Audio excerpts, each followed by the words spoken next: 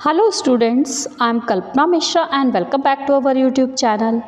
Students, आज की इस वीडियो में हम करने जा रहे हैं class 10 chapter 1 chemical reaction and equation का ये पार्ट 2 है। प्रीवियस वीडियो में मैंने आपको पार्ट 1 में, जिसका लिंक आपको डिस्क्रिप्शन में मिल जाएगा या आप चैनल पे जाके प्लेलिस्ट चेक कर सकते हैं।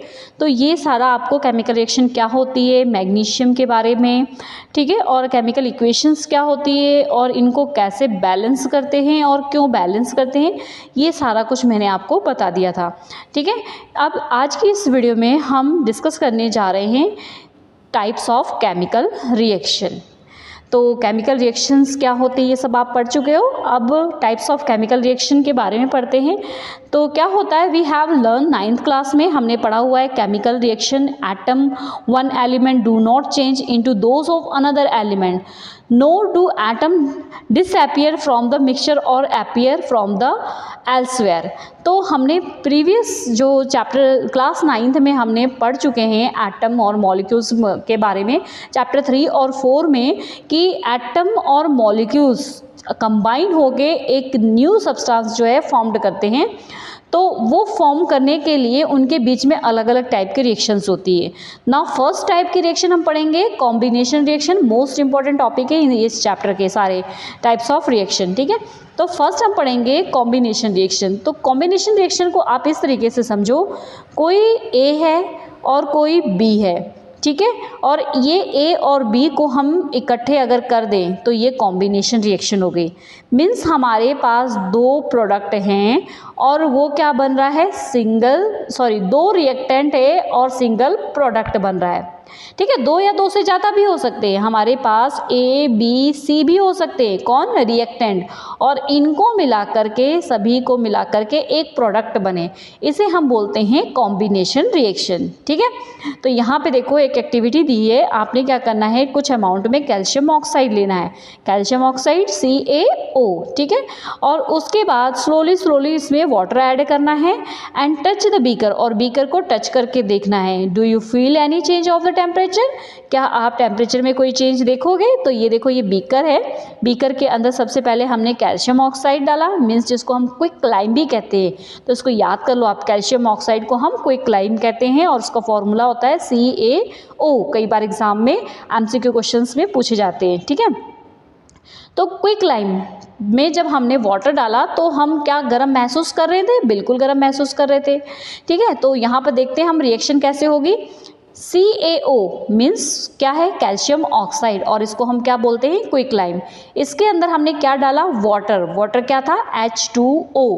अब जब ये दोनों कंबाइन हुए तो क्या बन जाएगा, कैल्शियम हाइड्रोक्साइड, जिसको हम बोलते हैं स्लैक लाइम। ठीक है, ये दोनों आपने याद रखना है, क्विक लाइम का फॉर्मूला CaO, स्लैक लाइम का फॉर्मूला CaOH होल ट्वाइस। ठीक है, कैल्शियम हाइड्रोक्साइड। तो यहाँ पर आप देख रहे हो ये रिएक्टेंट है, ये रिएक्टेंट है, मीन्स दो रिएक्टेंट है और एक प्रोडक्ट बना रहे हैं, उसे हम क्या बोलते हैं, कॉम्बिनेशन रिएक्शन। साथ में यहाँ पर हीट प्रोड्यूस हो रही है। ठीक है, तो यहाँ पर देखो डेफिनेशन लिखी है, in this reaction calcium oxide and water combine to form a single product. इसमें क्या हो रहा है, कैल्शियम ऑक्साइड और वाटर आपस में कंबाइन हो रहे और एक सिंगल प्रोडक्ट बना रहे हैं। ठीक है, तो और वो सिंगल प्रोडक्ट कौन सा बना रहे हैं, कैल्शियम हाइड्रोक्साइड। तो यहाँ पर आपको ये रिएक्शन लिखी है, CaO में हमने क्या किया, वाटर, तो ये क्या बन गया, CaOH होल ट्वाइस। ठीक है, तो ये क्या बन गया, कैल्शियम हाइड्रोक्साइड। तो इस तरीके से हमने ये देखा कि दो या दो से ज़्यादा रिएक्टेंट आपस में कंबाइन हो रहे, इसलिए हम इसे क्या बोलेंगे, कॉम्बिनेशन रिएक्शन। क्लियर। चलिए नेक्स्ट यहाँ पर देखो, डू यू नाउ कुछ दिया हुआ है, इसमें क्या है, जो स्लैक लाइम होता है, ठीक है, एक क्विक लाइम पढ़ा हमने, एक स्लैक लाइम। स्लैक लाइम कौन सा होता है, CaOH होल ट्वाइस। ठीक है, ये स्लैक लाइम है, जिसको हम कैल्शियम हाइड्रोक्साइड भी बोलते हैं। तो जब वाइट वॉश करते हैं ना घर में, तो क्या होता है, पहले चूना होता है जिसको हम क्विक लाइम कह रहे हैं, उसके अंदर हम पानी डालते हैं, उसके बाद हम वाइट वॉश करते हैं। तो स्लैक लाइम धीरे धीरे जो हमारे एटमॉस्फेयर की कार्बन डाइऑक्साइड होती है उसके साथ रिएक्शन करती है और उसमें अच्छी सी चमक आ जाती है 2-3 दिन के बाद। ठीक है, तो उसी के बारे में हम देखेंगे। जो सॉल्यूशन स्लैक लाइम का है उसको हमने यूज किया वाइट वॉश में, तो ये जो कैल्शियम हाइड्रोक्साइड है ये कार्बन डाइऑक्साइड के साथ और एयर के साथ रिएक्शन करके एक थिन लेयर बना लेता है। वो थिन लेयर किसकी होती है? कैल्शियम कार्बोनेट की। और ये कैल्शियम कार्बोनेट 2 से 3 दिन बाद जो है बहुत ही अच्छी शाइनी सरफेस देता है। और ये जो है इसका फॉर्मूला आप अच्छे से नोट कर लो। अगर आपको फॉर्मूला मार्बल का पूछा जाए तो वो क्या होता है? CaCO3। ठीक है, समझ आ गया? क्विक लाइन का फॉर्मूला, स्लैक लाइन का फॉर्मूला और मार्बल का फॉर्मूला। जो कैल्शियम हाइड्रोक्साइड है वो एटमॉस्फेयर के कार्बन डाइऑक्साइड के साथ रिएक्शन करके कैल्शियम कार्बोनेट बना देता है। ठीक है, और यही क्या है, इसको हम मार्बल भी का फॉर्मूला भी बोलते हैं, साथ में कुछ वाटर भी रिलीज करता है। नेक्स्ट देखते हैं, let us discuss some more example of the combination reaction. Combination reaction के हम कुछ और एग्जांपल्स भी देखते हैं। तो देखो यहाँ पर दिया हुआ है, सबसे पहले अगर हम कोयले को जलाते हैं तो कोयले के अंदर क्या होता है? कार्बन होता है, और वो जलेगा। कोई भी चीज़ जलती है बेटा तो हमेशा किसके साथ रिएक्शन करती है? ऑक्सीजन के साथ रिएक्शन करती है। ठीक है, फिर वो ऑक्सीजन के साथ रिएक्शन करके क्या बनाएगी? Carbon dioxide. तो यहाँ पर हम क्या देख रहे हैं? कार्बन और ऑक्सीजन दोनों मिलकर के क्या बना रहे हैं? Carbon dioxide. इसी तरीके से फॉर्मेशन ऑफ वाटर को, वाटर में क्या होता है? हमारे पास हाइड्रोजन होती है और ऑक्सीजन होती है। तो हाइड्रोजन और ऑक्सीजन दोनों मिलकर के क्या बना रहे हैं? वाटर। तो यहाँ पे 2 रिएक्टेंट मिलकर के क्या फॉर्म कर रहे हैं? एक प्रोडक्ट फॉर्म कर रहे हैं। ठीक है, तो इन सिंपल लैंग्वेज में हम कह सकते हैं कि 2 और मोर सब्सटेंस एलिमेंट कंपाउंड होते हैं, एलिमेंट या फिर कंपाउंड आपस में कंबाइन होकर एक सिंगल प्रोडक्ट बनाते हैं, उसे हम कॉम्बिनेशन बोलते हैं। तो यहाँ से आप डेफिनेशन लिख सकते हैं, और एग्जांपल्स तो इतनी सारी मैंने बता दी। और भी एग्जांपल देख लेते हैं हम। Burning of natural gas. Natural, अच्छा एक चीज़ और है, जब मैंने आपको कहा था बीकर में हमने कैल्शियम ऑक्साइड डाला था, साथ में वाटर डाला था, उसके बाद टच करके देखा तो वो गर्म महसूस हुआ। ठीक है, तो ये जो हीट महसूस होती है, गर्म महसूस होती है, इस मतलब जहाँ पे हीट प्रोड्यूस हो रही है उस रिएक्शन को हम एक्सोथर्मिक रिएक्शन भी बोलते हैं। ये एग्जाम में आ सकता है, तो उसको आपने याद रखना है कि रिएक्शन जिसमें हीट क्या हो रही है? रिलीज हो रही है, उसे हम एक्सोथर्मिक रिएक्शन कहते हैं।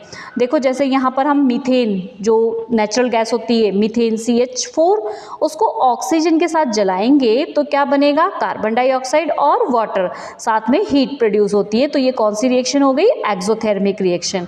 अच्छा, जो हम सांस ले छोड़ते हैं वो भी हमारी एक्सोथर्मिक रिएक्शन है। कभी आप सांस छोड़ के देखो, गरम गरम सांस आती है ना आपकी रेस्पिरेशन में, तो वो भी क्या है? Exothermic reaction. तो we all now the need of the energy. We get this energy from the food we eat during the digestion, food broken down the simpler substance. For example rice, potato, bread. ठीक है, जो है potato, bread contain carbohydrate, मतलब हमने जो ये सारी चीज़ें खाई तो उसके अंदर क्या होता है? राइस, पोटैटो में, ब्रेड में प्रोटीन होता है, कार्बोहाइड्रेट होता है। मेनली हम कार्बोहाइड्रेट की बात कर लेते हैं। तो वो कार्बोहाइड्रेट जब हमारी बॉडी में होता है तो वो क्या फॉर्म करता है? ग्लूकोज फॉर्म करता है। ये चीज़ आप पढ़ चुके हैं ना, ये आपको पता है। ठीक है, नहीं पता हो तो कोई बात नहीं, अभी समझ लो।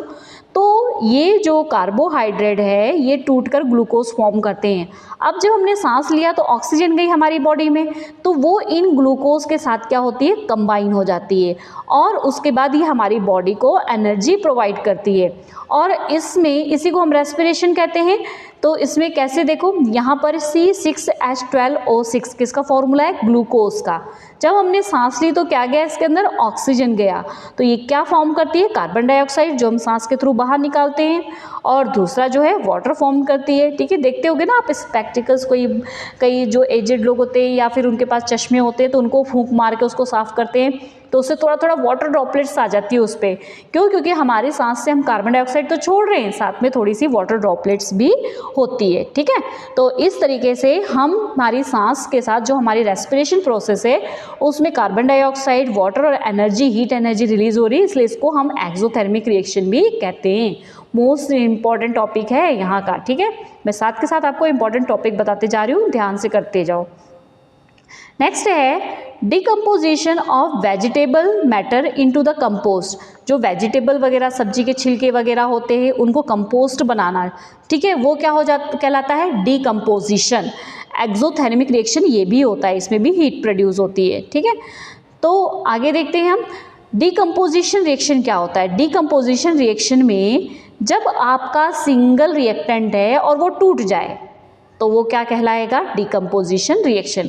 फॉर एग्जाम्पल आपके पास क्या है, आपके पास है CaCO3 है। अब इसको तोड़ोगे तो आप Ca plus CO2 plus O, मतलब जो भी बनेगा CaO बनेगा, ये क्या बनेगा, CaO प्लस CO2, ठीक है। तो ये क्या हो जाएगा, हमारा एक रिएक्टेंट है और दो से ज़्यादा क्या बना रहा है, प्रोडक्ट बना रहा है, तो उसे हम क्या बोलेंगे, डीकम्पोजिशन रिएक्शन। तो यहाँ पर एक एक्टिविटी दी गई है, इस एक्टिविटी को हम देख लेते हैं। Take about 2 gram of the ferrous sulphate crystal, 2 gram ferrous sulphate का क्रिस्टल लेना है और उसको बॉईल करना है। उसके बाद नोट करना है फेरस सल्फेट के क्रिस्टल का कलर, ठीक है। Heat the boiling tube over the flame of a burner और spirit lamp as show in figure, जैसे कि फिगर में दिया गया है इस तरीके से आप क्या कर सकते हो। यहाँ पे ये टेस्ट ट्यूब लिया हुआ है, इसको टोंग से पकड़ा हुआ है, उसके बाद यहाँ बर्नर है और इससे इसको क्या करना है, हीट करना है। अब आपने ऑब्जर्व करना है कि आफ्टर हीटिंग के बाद क्रिस्टल का क्या होता है। तो करेक्ट वे जो हीटिंग का है, बॉइलिंग का टेस्ट ट्यूब को आपने इस तरीके से करना है, ठीक है। तो इसमें जो क्रिस्टल है वो किसका है, फेरस सल्फेट का है, और इसमें से जो स्मेल है वो बहुत ही ज़्यादा गंद वाली जो है स्मेल आती है, ठीक है। Have you notice that green colour of the ferrous sulphate crystal has change. जो फेरस सल्फेट होता है, फेरस सल्फेट FeSO4, ठीक है, इसका जो क्रिस्टल होता है वो कौन से कलर का होता है, ग्रीन कलर का होता है, ठीक है। याद रखना, फेरस सल्फेट कौन से कलर का, ग्रीन कलर का होता है। लेकिन जब हम इसको हीट करते हैं तो इसका कलर क्या हो जाता है, चेंज हो जाता है, ठीक है। तो यहाँ पर देखो फेरस सल्फेट FeSO4, इसको हीट किया तो क्या बन जाएगा, ये फेरिक ऑक्साइड, सल्फर डाइऑक्साइड और सल्फर ट्राइऑक्साइड, ठीक है। तो इस तरीके से इन दिस रिएक्शन यू ऑब्जर्व, इस रिएक्शन में आपने क्या ऑब्जर्व किया कि ब्रेक डाउन हुआ, कौन, फेरस सल्फेट जो है ब्रेक डाउन हुआ 2 या 2 से ज़्यादा प्रोडक्ट में। तो ये कैसी रिएक्शन कहलाती है, डीकम्पोजिशन रिएक्शन। अब फेरस सल्फेट का क्रिस्टल FeSO4 और इसमें 7 मॉलिक्यूल क्या होता है, वाटर होता है। जब आपने इसको हीट किया तो इसका कलर क्या हो जाता है, चेंज हो जाता है। चेंज होकर ये क्या बना लेता है, फेरिक ऑक्साइड बना लेता है, सल्फर डाइऑक्साइड बना लेता है और सल्फर ट्राइऑक्साइड बना लेता है, ठीक है। और फेरिक ऑक्साइड जो है सॉलिड है और ये दोनों क्या हैं, गैसेस है, ठीक है। Next, decomposition reaction, decomposition of the calcium carbonate to calcium oxide and carbon dioxide on heating, an important decomposition reaction used in various industries. Calcium oxide is called lime or quicklime.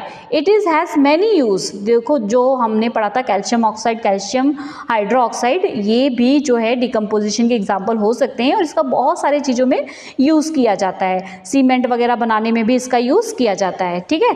तो अब यहाँ पर देखो CaCO3, जिसको हम lime stone या marbles भी बोलते हैं, इसको जब हीट किया जाता है तो क्विक लाइम बनता है और साथ में कौन सी गैस रिलीज होती है, कार्बन डाइऑक्साइड। तो यहाँ पर हमने क्या देखा, ये एक रिएक्टेंट है, इससे 2 या 2 से ज़्यादा प्रोडक्ट बन रहे हैं। तो ये कौन सी रिएक्शन हो गई, ये हो गई हमारी डीकम्पोजिशन रिएक्शन, ठीक है। तो यहाँ पर देखो डीकम्पोजिशन रिएक्शन की कुछ जो है टाइप्स दिए हैं। सबसे पहले हम देखते हैं थर्मल डीकम्पोजिशन रिएक्शन। तो यहाँ पर क्या है, एक एक्टिविटी दी है, 2 ग्राम आपने नाइट्रेट पाउडर लेना है, उसको बॉईल करना है, उसके बाद उसको टोंग से होल्ड करके रखना है, जैसे यहाँ पर आपको फिगर में दिखाया गया है। उसके बाद ऑब्जर्व करना है कि इसमें क्या चेंजेस आ रहे हैं। तो हमने ऑब्जर्व क्या किया, जो ब्राउन फॉर्म्स निकल रही है, यहाँ पे जो फॉर्म्स निकल रही हैं, धुआं निकल रहा है, ब्राउन कलर का निकल रहा है, वो फॉर्म्स किसकी होती है, नाइट्रोजन डाइऑक्साइड की होती है, ठीक है। तो जब हमने लेड नाइट्रेट को हीट किया तो उसमें से फॉर्म्स निकल रही हैं, वो फॉर्म्स किसकी होती है, नाइट्रोजन डाइऑक्साइड की होती हैं। तो ये आपने अच्छे से याद कर लेना है रिएक्शन को, ठीक है। तो इस रिएक्शन में हम देख लेते हैं लेड नाइट्रेट। लेड का फॉर्मूला Pb होता है, नाइट्रेट हमने साथ में जोड़ दिया, PbNO3, उसको हीट किया तो क्या बनेगा, लेड ऑक्साइड बनेगा और साथ में नाइट्रोजन डाइऑक्साइड बनेगा और ऑक्सीजन बनेगा। तो यहाँ पे सिंगल रिएक्टेंट से 2 या 2 से ज़्यादा प्रोडक्ट बन रहे हैं। तो ये कौन सी रिएक्शन हो गई, डीकम्पोजिशन रिएक्शन। कौन सी रिएक्शन, थर्मल डीकम्पोजिशन रिएक्शन, ठीक है, क्योंकि इसमें से हीट प्रोड्यूस हो रही है। नेक्स्ट देखते हैं हम डिकम्पोजिशन रिएक्शन, अगला इसको बोलेंगे इलेक्ट्रोलाइसिस ऑफ वाटर। तो यहाँ पर इलेक्ट्रोलाइसिस प्रोसेस से देखो डिकम्पोजिशन रिएक्शन कैसे होगी। सबसे पहले आपने क्या करना है, यहाँ पर एक इस तरीके से हमने ले लिया जार टाइप का, ठीक है। उसके बाद क्या करना है, आपने यहाँ पर यहाँ पर वो लगा देनी है ग्रेफाइट की रॉड, जो ग्रेफाइट होता है ना पेंसिल की लीड वगैरह होती है, उसका ग्रेफाइट की रॉड लगा देनी है। उसके बाद यहाँ पर 2 टेस्ट ट्यूब लगा देनी है। टेस्ट ट्यूब के बाद यहाँ पर एक कॉर्क लगा देना है ताकि ये पानी बाहर ना आए, और इसको एक तार के साथ जो है बैटरी के साथ कनेक्ट कर देना है। तो एक को बैटरी के पॉजिटिव के साथ और एक को बैटरी के नेगेटिव के साथ आपने क्या करना है, कनेक्ट कर देना है। फिर इसमें जैसे ही इलेक्ट्रिसिटी प्रोड्यूस होगी तो यहाँ पर जो टेस्ट ट्यूब है ना, यहाँ पे आपको थोड़े थोड़े से बबल से बनते हुए दिखाई देंगे। आप ध्यान से अगर इसमें देखो तो ये देखो बबल से बनते दिखाई दे रहे हैं ना, ये देखो, ठीक है। तो ये देखो बबल से बन रहे हैं। तो ये बबल्स क्या होते हैं, इसके अंदर हमने वाटर डाला है, वाटर का इलेक्ट्रोलाइसिस कर रहे हैं। तो वाटर का फॉर्मूला क्या होता है, H2O होता है। तो यहाँ पर एक साइड हाइड्रोजन प्रोड्यूस हो रही है, एक साइड क्या प्रोड्यूस हो रहा है, ऑक्सीजन प्रोड्यूस हो रहा है। अब यहाँ पे क्वेश्चन ये आता है कि जो H2O है, वाटर है, इसमें जो है हाइड्रोजन की रेशो ज़्यादा होती है, देखो हाइड्रोजन में यहाँ ज़्यादा जगह, और जो ऑक्सीजन होती है उसकी रेशो कम होती है। क्यों होती है, H2O में हाइड्रोजन जो है 2 है और ऑक्सीजन क्या है, सिंपल 1 है, इसलिए इन दोनों की रेशो जो है एक दूसरे से 2:1 होती है। मीन्स हाइड्रोजन हमेशा डबल होता है किससे, ऑक्सीजन से, ठीक है। तो पंजाब बोर्ड में ये क्वेश्चन आ जाता है, कई बार ऐसे डायग्राम आ जाएगा और आपको ये पूछ लेंगे कि किस साइड जो है यहाँ से ये मिसिंग कर देंगे, ये आपका मिसिंग कर देंगे और बोलेंगे कि भाई यहाँ नाम लिखो कि कौन कौन सी गैस कहाँ है। तो आपको ध्यान रखना है टेस्ट ट्यूब में ज़्यादा जगह खाली है तो हाइड्रोजन, जहाँ टेस्ट ट्यूब में कम जगह खाली है वो ऑक्सीजन, ठीक है। और एक चीज़ और ध्यान रख सकते हो, अगर यहाँ नहीं दिख रहा है तो जहाँ कैथोड है वो क्या है, हाइड्रोजन, और जहाँ एनोड है वहाँ पे क्या है, ऑक्सीजन। और रेशो वाली बात तो आपको समझ में आ गई कि इसका रेशो क्यों होता है, ठीक है, यही चीज़ यहाँ लिखी है। चलिए नेक्स्ट देखते हैं हम इलेक्ट्रोलाइसिस डिकम्पोजिशन रिएक्शन देख लिया हमने। अगला यहाँ पर एक चाइना डिश लिया है, उसके अंदर हमने क्या डाला है, सिल्वर क्लोराइड AgCl, ठीक है। सिल्वर क्लोराइड को सन की लाइट में हमने रख दिया। जब इसके ऊपर सन की लाइट पड़ेगी तो क्या होगा, ये डिकम्पोज हो जाएगा। जो सिल्वर क्लोराइड है वो सिल्वर अलग हो जाएगा और क्लोरीन अलग हो जाएगा, ठीक है। तो ये भी डिकम्पोज हो रहा है। तो you will see the white silver chloride turn grey in sunlight, thus is due to the decomposition of silver chloride into silver and chlorine by the sunlight। तो ये सनलाइट के थ्रू हमने इसको क्या कर दिया, अलग अलग कर दिया है, ठीक है। इसी तरीके से सिल्वर क्लोराइड की जगह आप सिल्वर ब्रोमाइड भी ले सकते हो। सिल्वर ब्रोमाइड मीन्स क्या हो गया, AgBr, इसको भी सनलाइट में आपने रखा, Ag अलग हो गया, Br अलग हो गया। बाकी तो ये जो है ये आपका जो है इसको इक्वेशन को बैलेंस किया है। तो इक्वेशन बैलेंस करना मैंने आपको प्रीवियस वीडियो में सिखाया है, आप वहाँ से प्रैक्टिस जरूर करना। और बाकी जब एक्सरसाइज के क्वेश्चन कराऊंगी तो मैं और भी आपको जो है प्रैक्टिस करा दूंगी, ठीक है। तो बैलेंस इक्वेशन जितनी प्रैक्टिस करोगे ना उतनी जल्दी आएगी। द अबव रिएक्शन यूज़ करते हम किस में, ब्लैक एंड वाइट फोटोग्राफी में, ठीक है। अब ये जो एनर्जी फॉर्म हो रही है ये यहाँ पर कौन सी रिएक्शन हो रही है, decomposition reaction. You have seen the decomposition reaction require the energy, मतलब डिकम्पोजिशन के लिए हमें एनर्जी की रिक्वायर हुई। सबसे पहले एक बार हीट की रिक्वायर हुई, हमने उसको गर्म किया था। दूसरे में हमें लाइट की रिक्वायर हुई थी, सनलाइट की, या फिर हमने इलेक्ट्रिसिटी की रिक्वायर हुई थी, तब जाके वो अलग अलग हुए थे। तो इसे हम डिकम्पोजिशन रिएक्शन कहते हैं। और इसी रिएक्शन में जब एनर्जी एब्जॉर्ब होती है, मीन्स वो चीज़ ठंडी होगी, तो उस रिएक्शन को हम एंडोथर्मिक रिएक्शन कहते हैं, ठीक है।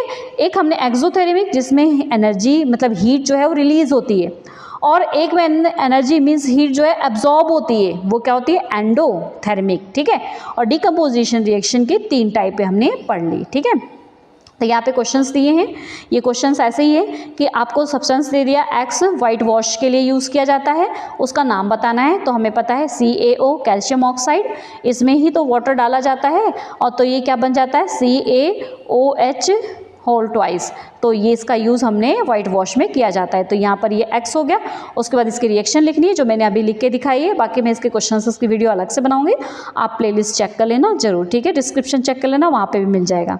अगला क्वेश्चन एक्टिविटी 1.7, जिसमें मैंने आपको बताया था कि यहाँ पे बोल रहे कि हाइड्रोजन की अमाउंट जो है ऑक्सीजन से ज़्यादा क्यों होती है, क्योंकि हाइड्रोजन वाटर का अगर जो रेशो हम देखा जाए तो वहाँ पे हाइड्रोजन का रेशो ऑलरेडी ज़्यादा है, इसलिए वो ऑक्सीजन से क्या होता है, डबल रेशो में होता है। ठीक है, तो स्टूडेंट्स नेक्स्ट वीडियो में हम डिस्प्लेसमेंट और डबल डिस्प्लेसमेंट और बाकी रिएक्शंस पढ़ेंगे।